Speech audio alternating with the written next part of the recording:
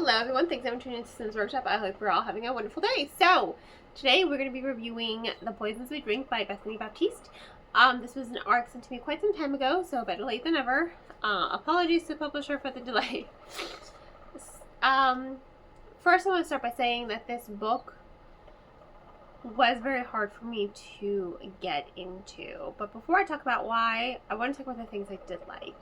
So first and foremost, what I did enjoy a lot was how it tackled systemic racism. I once had this teacher, you've heard me say this before, who would say genre fiction is not real fiction. And this book is a perfect example of why genre fiction, she was old, she was white, Pamela Painter's her name. This book is a perfect example of how genre fiction, because it is a young adult sci-fi fantasy book, can tackle real world issues in such an interesting way. It does tackle systemic racism and corruption in the government. Instead of, yes, your characters here are all part of minorities, every single one. You've got queer coded characters, and they're all people of color as well, right? And I enjoyed that a lot. So yes, while they all are part of communities that are, and do feel the brunt of the unfairness half the time, or more than half the time, they are also called witchers in the book. So the author is really using this witcher concept, and no, not Geralt witchers, they're completely different. The only similarities is name only, which I think is really cool. So the government is against anyone who is a witcher. So they are facing a lot of their rights being taken away. They are facing systemic racism. And I think it's really interesting when authors do use fantasy to get real world matters across. And that's why you should never discount anything just because it's labeled as romance or young adult or sci-fi fantasy. Just because it is a genre fiction does not make it any less than, I'm personally not a fan of romance or dark romance or any of that stuff, but I don't shame people who are. To each their own. I know a lot of people who are romance readers who don't really like the books that I read, to each their own. But never ever discount another one just because it's not something that you read. She was old, she was white. Pamela Painter is her name. She always used to say genre fiction is not real fiction. I may have written a genre fiction short story for that class just to kind of stick it to her. I got a C+. When I turned in my story, she said, "What did I say about genres? We don't do genre." It was a zombie story. It was horror.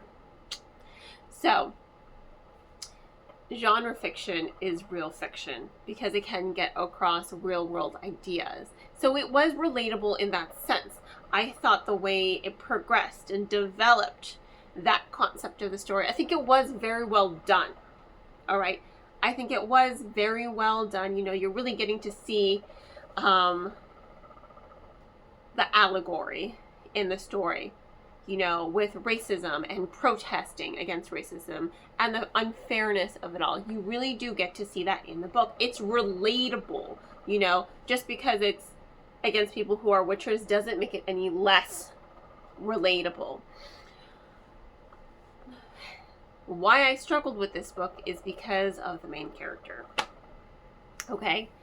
Venus, to me,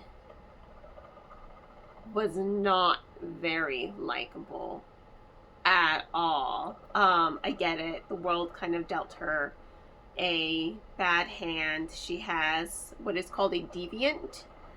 And a deviant, again, this is going to be another allegory. A deviant is a magical personality that awakens after an instance of trauma. So it's kind of like people with multiple personalities. You know how sometimes the second personality will take over to protect the main personality from trauma. And that's exactly how it works here. So I understand she's been through it. It was just like her tone, you know, just the way she treated some of the characters who are supposed to be her friends and her sister especially. It didn't make her likable. She wasn't always a likable character, which made it hard for me to connect to her. And she's our main character, you know, she's our main protagonist. She's the only POV we've got here. So it was really, really a struggle for me to read the book, mainly because of her. I liked the story, I liked the plot, I liked her unraveling the corruption in not just the Witcher community, but how it connects to the government. I liked those aspects of the story. I did like the pacing and the slowly unraveling and tension of it all. I just didn't like Venus 90% of the time. And I hate when that happens, you know. I could have loved the story if I had liked Venus a little bit more. I loved her sister, you know, even though her sister's a teenager and sometimes she acts rashly. So I got her sister, you know. I understood her sister. I was able to relate to her sister. I just think that Venus as a whole, her characterization fell short. You know, she's very stiff. She was very abrupt. I hate the miscommunication trope. You know, she kept secrets from people, and I hate that. It's one of my pet peeves when it comes to storytelling. And that was really my biggest hindrance with this book.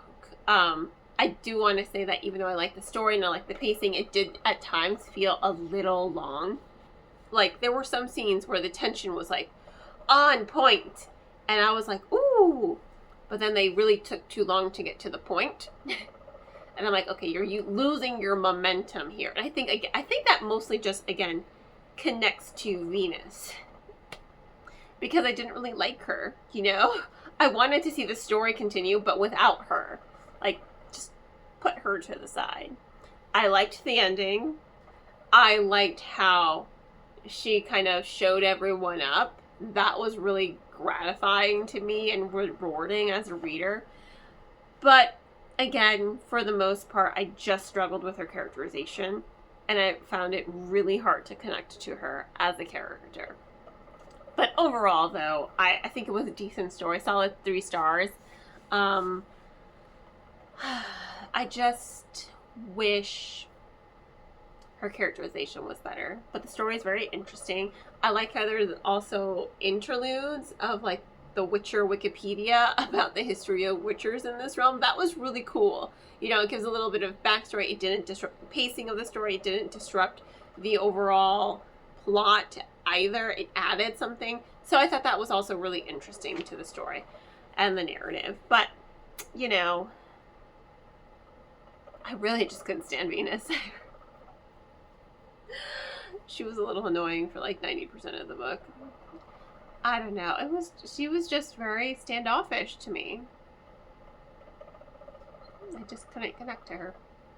In any case, thank you all for tuning into this review.